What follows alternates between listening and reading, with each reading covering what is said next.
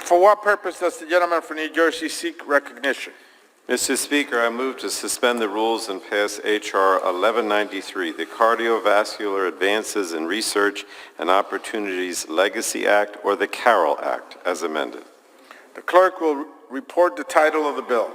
Union Calendar Number 153, H.R. 1193, a bill to amend Title IV of the Public Health Service Act to direct the Director of National Institute of Health in consultation with the Director of the National Heart, Lung, and Blood Institute, shall establish a program under which the Director of the National Institutes of Health shall support or conduct research on valvular heart disease and for other purposes.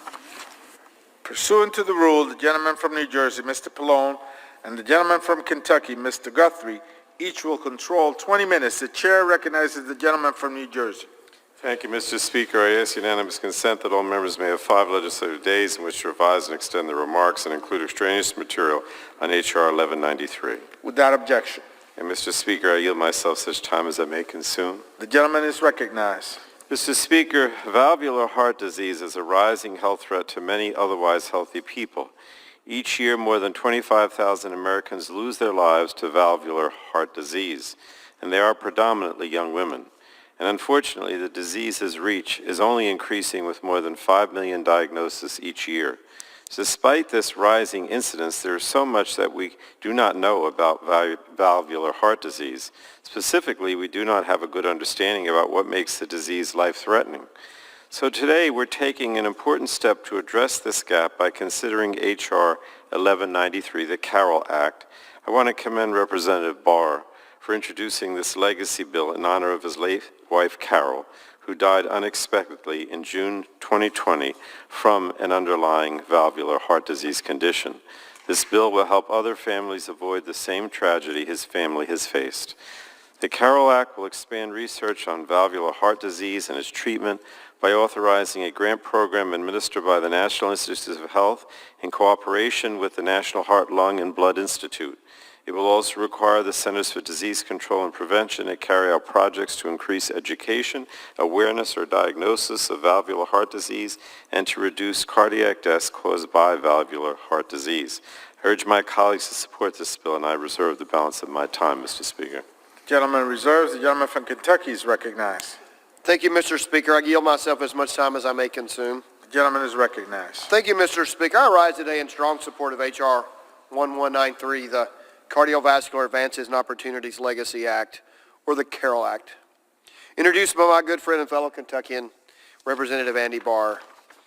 You know, Mr. Speaker, Congress is like a family, and we certainly laugh together, we certainly argue with each other, but there are times we cry with each other. And I'll never forget the phone calls that I received from Robert Adderholt telling me that Carol Barr, who's a wonderful woman, wonderful wife, wonderful mother, had passed away. And our friend and colleague, Representative Andy Barr, has introduced this bill to honor his wife, and who passed away from mitral valve prolapse. Heart disease continues to be the leading cause of death for most demographic groups in the United States. Over 600,000 Americans die from heart disease each year. This is equal to 1 person every 36 seconds. We know that taking early action is critical to surviving a heart condition. People need to know the warning signs and symptoms, and understanding the gaps in education, informing, sharing will help the healthcare system better detect these warning signs. This bill authorizes grants administered by the National Heart, Lung, and Blood Institute to support research on valvular heart disease and convene subject matters experts to identify research opportunities to develop more informed treatment guidelines for patients with valvular heart disease. It also instructs the CDC to increase public awareness about the symptoms associated with valvular heart disease and effective strategies preventing sudden cardiac arrest. This bill will provide timely investments to adequately inform others about valvular heart disease and ultimately save lives. I urge my colleagues to support this bill, and I said in my text that every 36 seconds 1 person dies from heart disease. It's a life. It's a wife. It's a mother. It's Carol Barr, and that's who we're here today to pass this bill, Mr. Speaker, to honor her and use the horrible tragedy that the Barrs have gone through to prevent this for other families from going through the same thing. And I urge my colleagues to support this bill, and I reserve the balance of my time. The gentleman reserves. The gentleman from New Jersey is recognized. Thank you, Mr. Speaker. I yield now 2 minutes to the gentlewoman from New York, who's a member of the Energy and Commerce Committee, Ms. Rice. The gentlewoman from New York is recognized for 2 minutes. Mr. Speaker, I rise in strong support of the Carroll Act, which I am proud to co-lead with my friend, Representative Andy Barr, and which will fund critical breakthroughs in our understanding of valvular heart disease. Millions of Americans live with some form of valvular heart disease, and most of them go their entire lives without a serious issue or incident. But over 25,000 people die in our country from this condition every single year. Last year, Andy's wife, Carol, tragically passed away from a heart valve condition called mitral valve prolapse. The Carroll Act will honor Carol's life by creating a new grant program administered by the National Heart, Lung, and Blood Institute to fund valvular heart disease research. Our hope is that this research will improve our knowledge of this poorly understood condition and one day produce a cure that will prevent other families from having to endure the same tragedy that befell the Barr family. I cannot think of a more beautiful tribute to Carol's life than that. Andy, I commend you and your family for your incredible strength and for turning your grief into action. It was my honor to join you on this legislation. Thank you, Chairs Pallone and Eshoo, and Ranking Members Rogers and Guthrie, for bringing this critical bill to the floor. I urge all members to support it today. Thank you, Mr. Chair, and I yield back the balance of my time. The gentlewoman yields back. The gentleman from Kentucky is recognized. Thank you, Mr. Speaker. I almost always enjoy when the Republican leader comes to Kentucky, whether it's going to see Corvettes or the Abraham Lincoln birthplace. But unfortunately, we got to spend time together honoring Carol when we attended her funeral in Lexington. And so I know he's a dear friend. It was a dear friend of Carol, not just our Republican leader, but a dear friend of hers as well. And I will yield 1 minute to the gentleman from California, the Republican leader. The gentleman from California is recognized. Thank you, Mr. Speaker. I want to thank my friend for yielding. I want to thank him for his friendship and his work. I rise in support of this legislation. I want to thank Congressman Barr for his leadership in bringing this legislation to the floor in a strong, bipartisan way. I'm proud to support the Carroll Act in honor of Andy's lovely wife, the late Carol Barr. Like everyone who knew her, we know the moment and where we were when we heard of her passing. It was sudden. It was unexpected. It was something no one ever thought could happen. If you ever met her, you were her friend. See, she was a kind and graceful person with a heart for service. As I speak today, I remember her laugh. Throughout her own career and working with Andy, Carol devoted her time and energy to giving back to the community. She had a service heart, all about the 6th District. See, I met her years ago.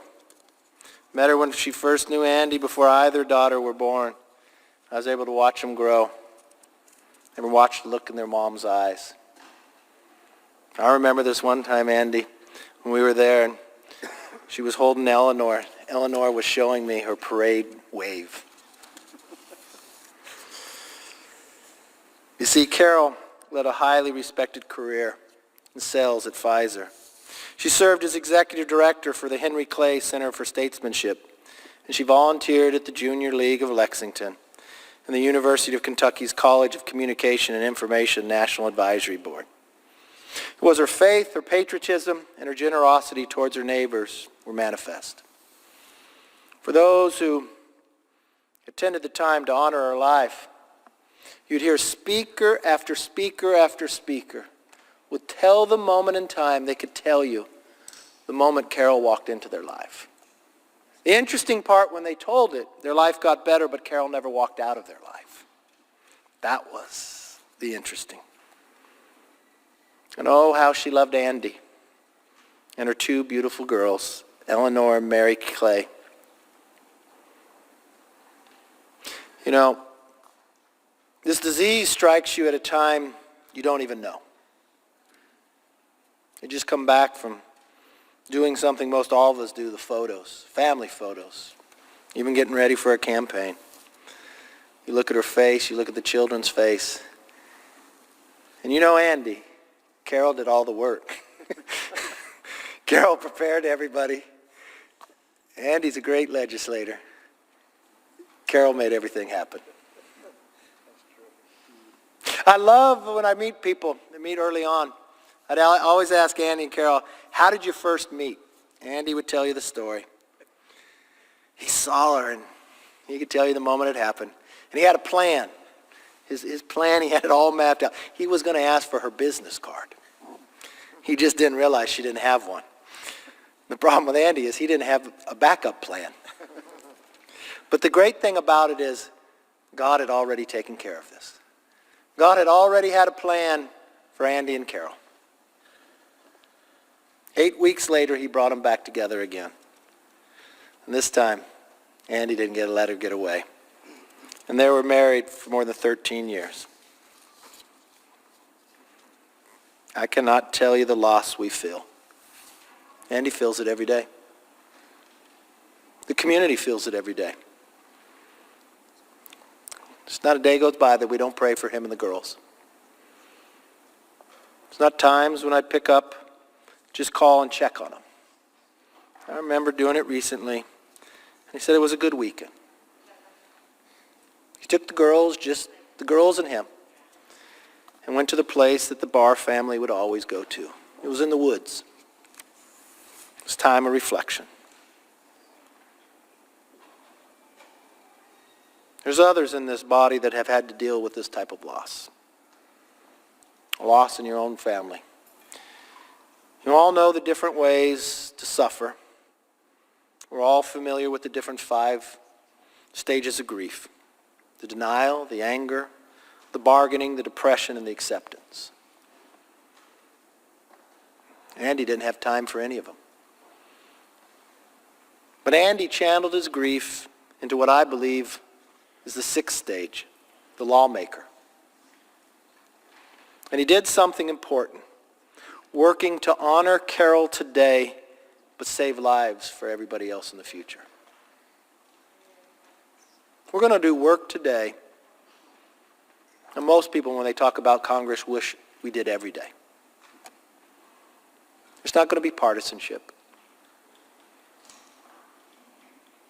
I think if you met Carol, it didn't matter what side of the aisle on you. It'd be harder to attack Andy. We're going to save lives for the future.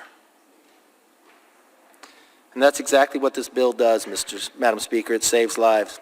More than 25,000 Americans die from valvular heart disease every year. And many, like Carol, should know outward signs. You don't have a warning. You kiss your spouse goodbye, you're going to go down the street. Next thing, something goes wrong. Too often, the diagnosis comes down to luck. Carol got an indication, but we had COVID. We said to wait to have a procedure.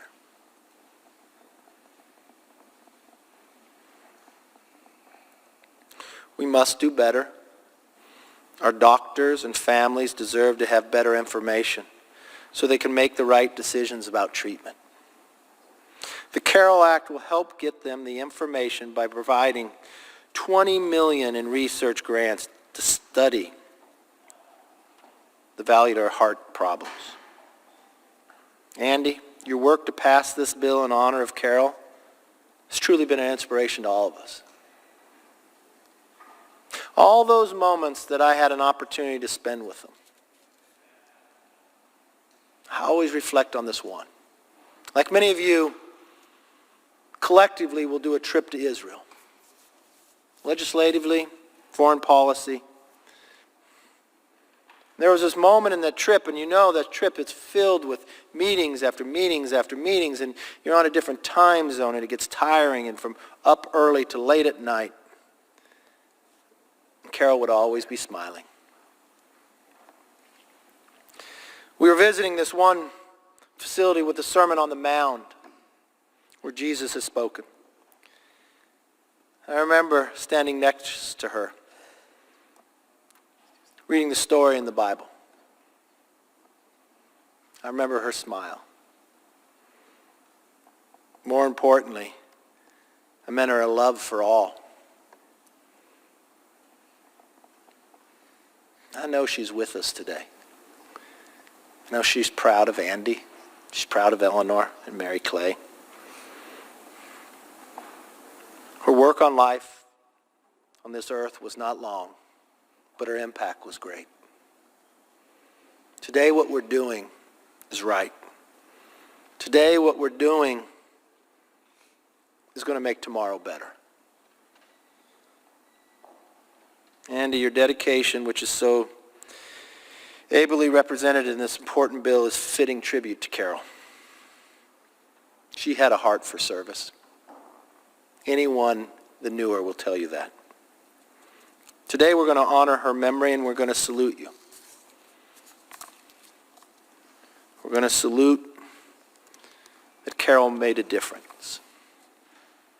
Yesterday, today, and tomorrow. And she will not be forgotten. Be it through the caringness, the sweetness, the kindness of her daughters, but more importantly, the love and respect of her husband, who would take a very tragic situation. He could go a lot of different other paths, but I know he wondered, what would Carol want to be done? And that's exactly what he did. He put himself in a position to make the world better and to make fewer families that have that same call. I respect everybody I serve with, and people go through a lot of challenges. There's very few people in my life that I've ever witnessed the dignity, the respect, and the honor that Andy has given to Carol for her life and for her memory. And with that, Madam Speaker, I yield back. The gentleman from Kentucky reserves. The gentleman from New Jersey is recognized. Madam Speaker, I would now yield 2 minutes to the gentleman from California, Mr. Panetta.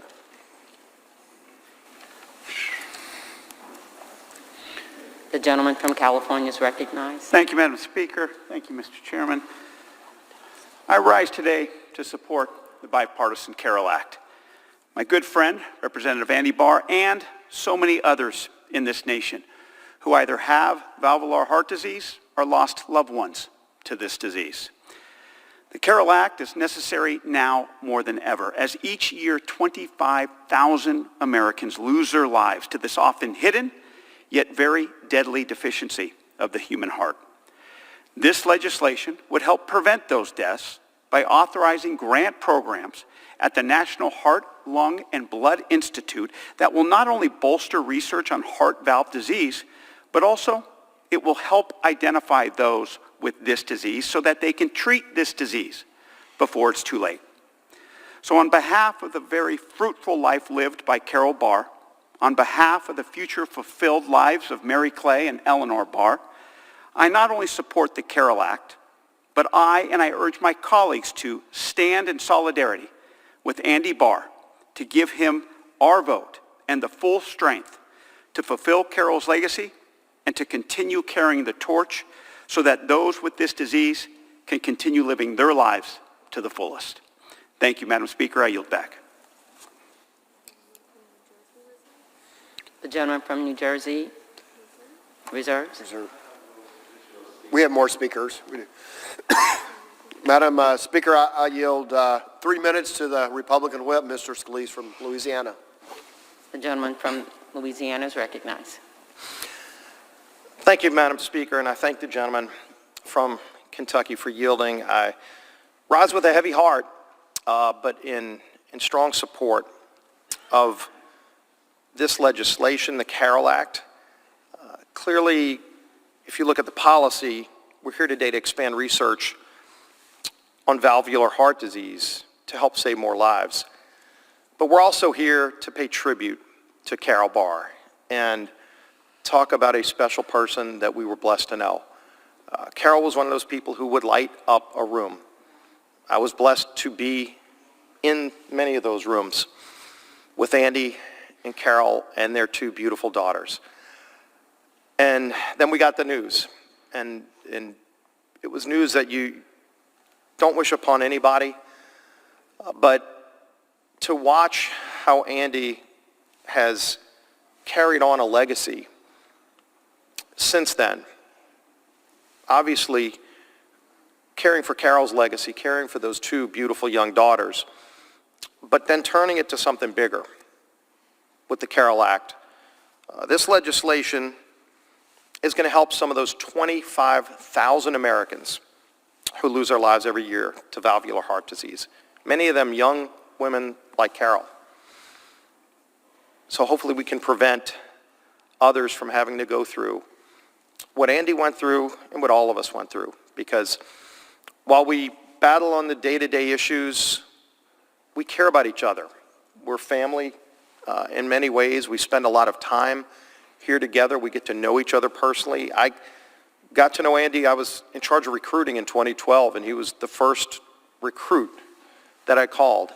And we hit it off from day one and just developed an incredible friendship. And with friendships like that, you get to know the families of the people that we serve with. And every time you're in a room with Andy and Carol and their family, it was just a special, special time. And so I know so many of my colleagues that on both sides of the aisle that are expressing those same passions. At least we get to channel this into something positive that can help other people. Andy, your strength in her death serves as a constant tribute to Carol's life. Carol used to have a saying. She would say, "Just get it done." Today, we're going to get something special done in honor of an incredibly special person, and I'm sure they have C-SPAN in heaven, and I know Carol's watching right now as she's so proud of the strength you've exhibited, but today she knows that her name is also going to be attached to something that's going to save lives for years to come. With that, God bless Andy, his beautiful daughters, Carol, and I yield back the balance of my time. The gentleman from Kentucky reserves. The gentleman from New Jersey is recognized. Continue to reserve as we hear from the Republican members. Gentleman from Kentucky is recognized. Madam Speaker, I'll yield as much time as you may consume to my good friend from Kentucky, Andy Barr. The gentleman from Kentucky is recognized. Thank you, Madam Speaker. I rise today in support of an issue that is obviously very personal to me, my legislation, the Cardiovascular Advances in Research and Opportunities Legacy Act, or the Carol Act. And I'm just overwhelmed, and I'm so grateful to my friends and colleagues on both sides of the aisle. I thank them for their kindness, their kind words about Carol, and their advocacy for this very important legislation and an important bill. And I do ask for the indulgence of the House and my colleagues to speak about a topic that is very personal, and I've become, unfortunately, very passionate about it. My life and my girls' lives were changed forever when we lost Carol, who was my best friend, and that was a sudden cardiac event on June 16th of 2020. She was only 39 years old. This was just a few weeks before her 40th birthday. But, you know, the end of her life didn't define her life. I want people to know, not just when they hear about the Carol Act, I want them to know not just about the legislation. I want them to know about Carol, the woman that inspires it, because so much of her life really continues to make a positive impact on all of us. First of all, Carol was obviously a beautiful person, but her beauty was not on the outside as much as it was on the inside, as beautiful as she was as a person. She was an amazing friend and daughter and wife.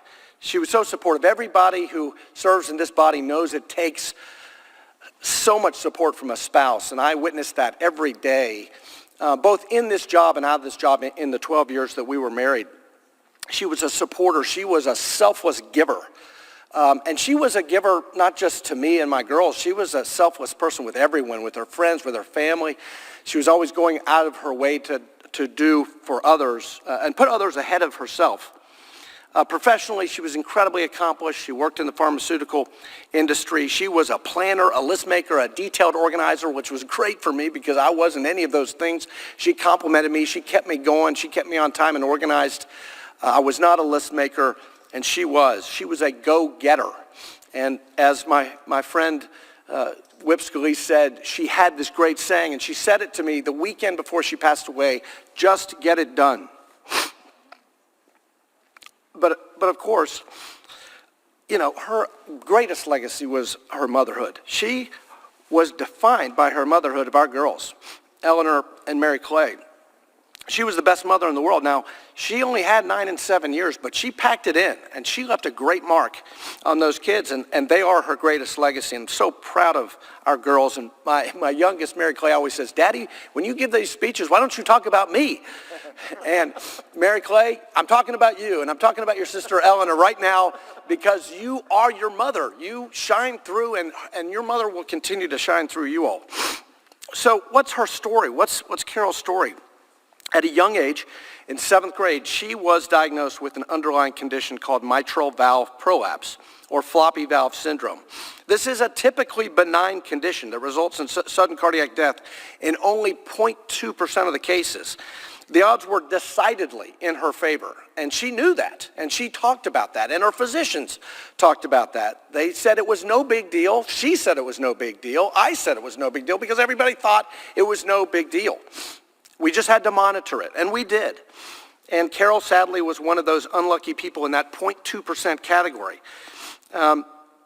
And she did have a near fainting episode, and she got a Holter monitor, and in early 2022, she went and sought help from a cardiologist. And in the medical notes, the cardiologist said, yes, we need to further investigate this. Not urgent, but we need to investigate this. We need to get an echo stress test after the virus resolves. And there was no incident. There was no chest discomfort after that. There was nothing between March and sadly June 16th when I came home that night. So what factors place Carol in the 0.2% versus the 99.8% category? That's what we don't know. That's what we need to know for other families. So in my discussions with top cardiologists, medical experts, researchers, and advocates following Carol's passing, I learned the extent to which the medical community seriously lacks answers to this critical question. And sadly, over 25,000 Americans die each year from heart valve disease, primarily due to underdiagnosis and undertreatment of the condition.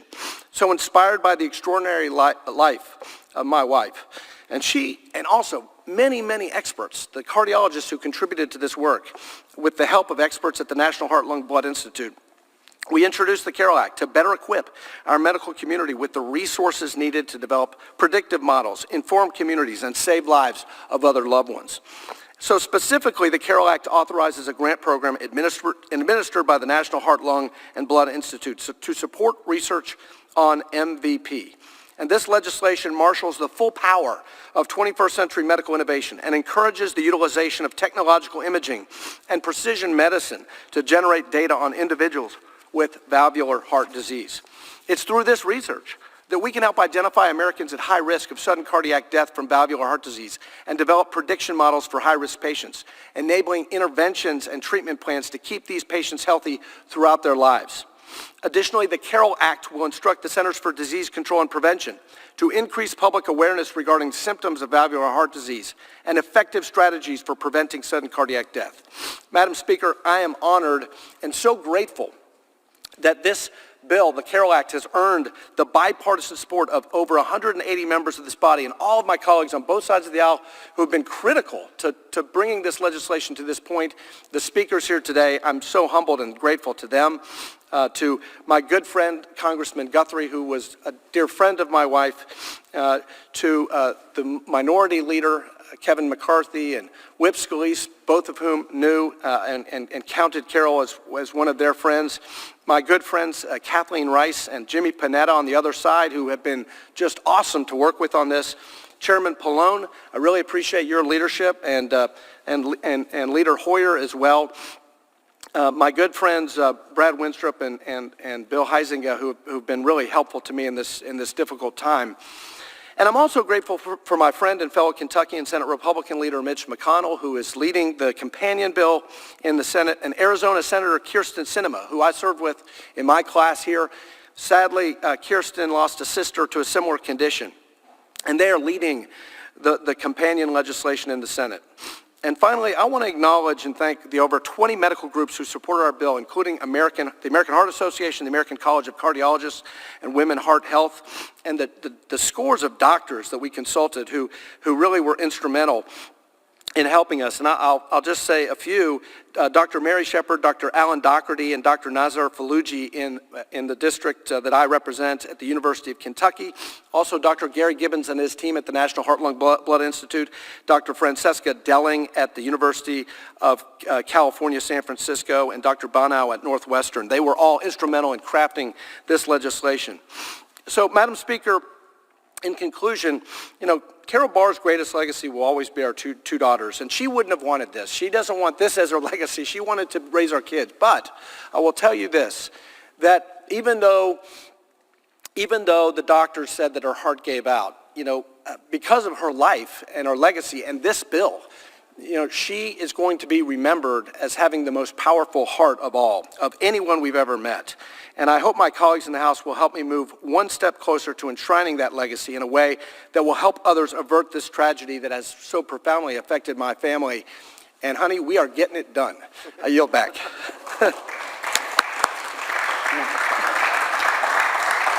The gentleman from Kentucky reserves. May I inquire how much time I have remaining?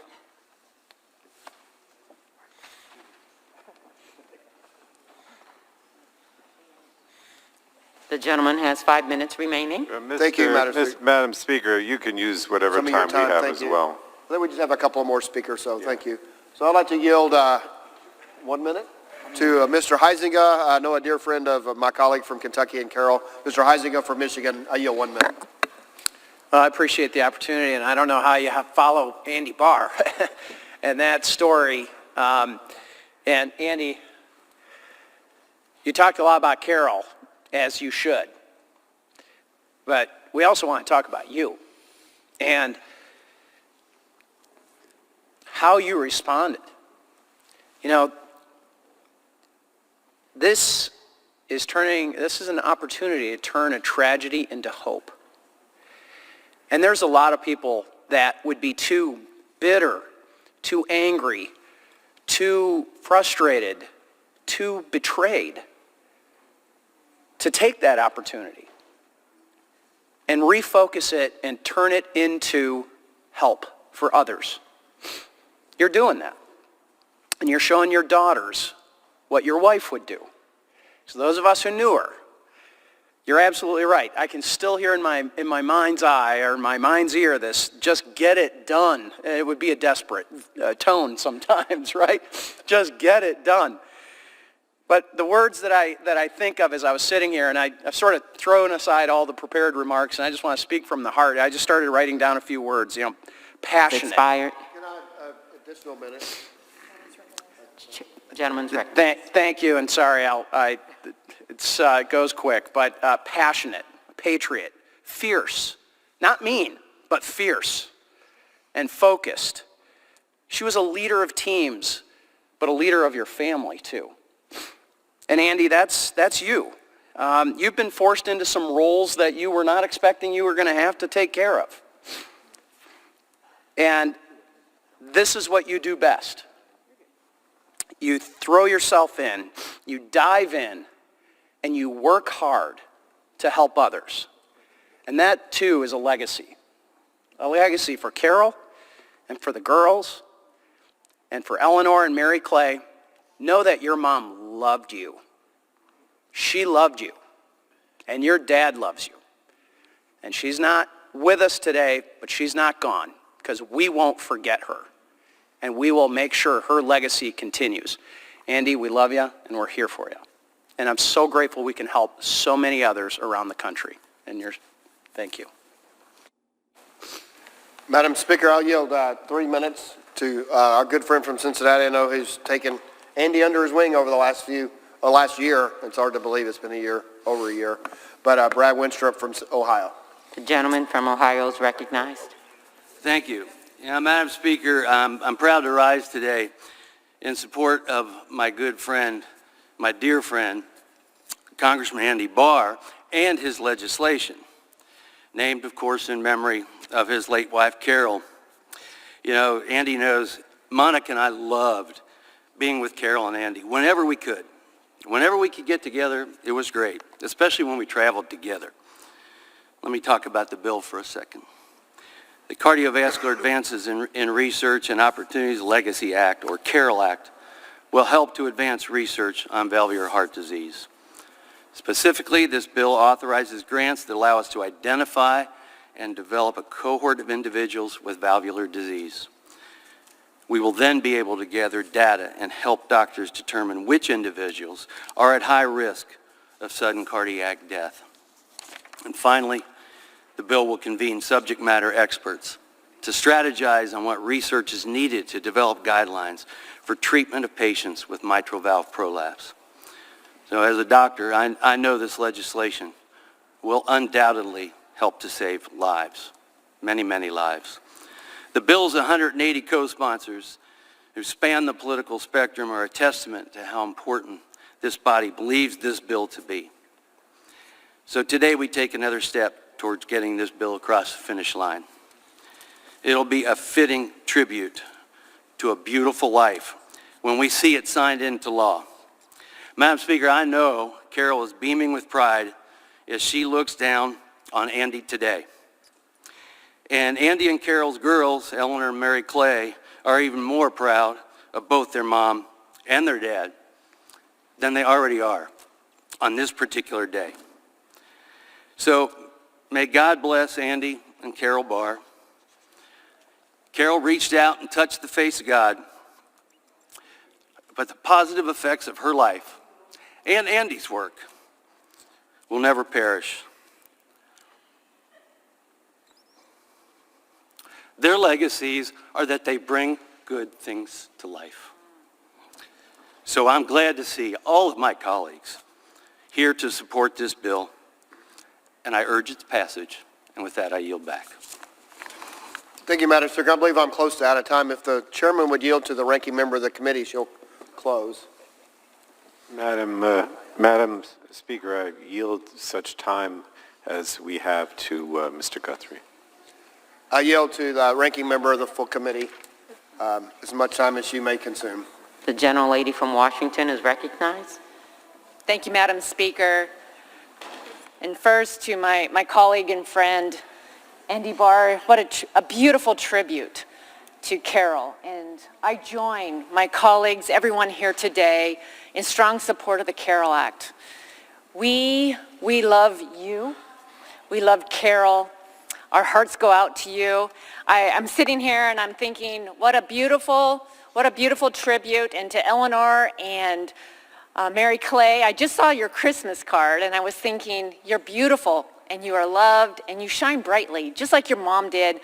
I know that this has been such a difficult time, and to see you step forward, bring this legislation, the CAROL Act, that's going to help thousands of others across the country, highlight important research that needs to be done so that others will not have to go through the similar, that you have led in such a strong way. We are grateful. We're grateful to know you, and we want you to know that you're not alone. I'll always remember the times that I was with Carol, and I joined so many others that just, she was one of those people that just seemed to do it all and do it all so well. And my memory of her is one just of lighting up the room. She shines so brightly, and you continue to shine. And your girls are shining today. And we join today in strong support of this legislation. It's going to help us get answers so that others will not be impacted the same way. And let's get this done. As Carol said, I yield back. The gentleman from Kentucky has 30 seconds. Thank you, Madam Speaker. Again, this is a great legacy for a great woman and her children. Every time I see them, we all tear up, but we know that they're carrying on her legacy. I know that her husband is here today moving forward with her legacy. I urge my colleagues to support the passage of this bill, and I yield back the balance of the time. Thanks, gentlemen, for yielding to me. The gentleman from New Jersey is recognized.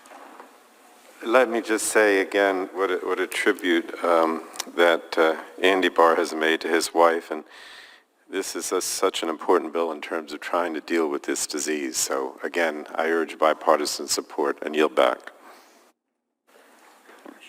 The question is, will the House suspend the rules and pass the bill H.R. 1193 as amended? Those in favor say aye. Aye. Those opposed say no. In the opinion of the chair, 2/3 being in the affirmative. Suspended, the bill is passed, and without objection, the motion to reconsider is laid on the table.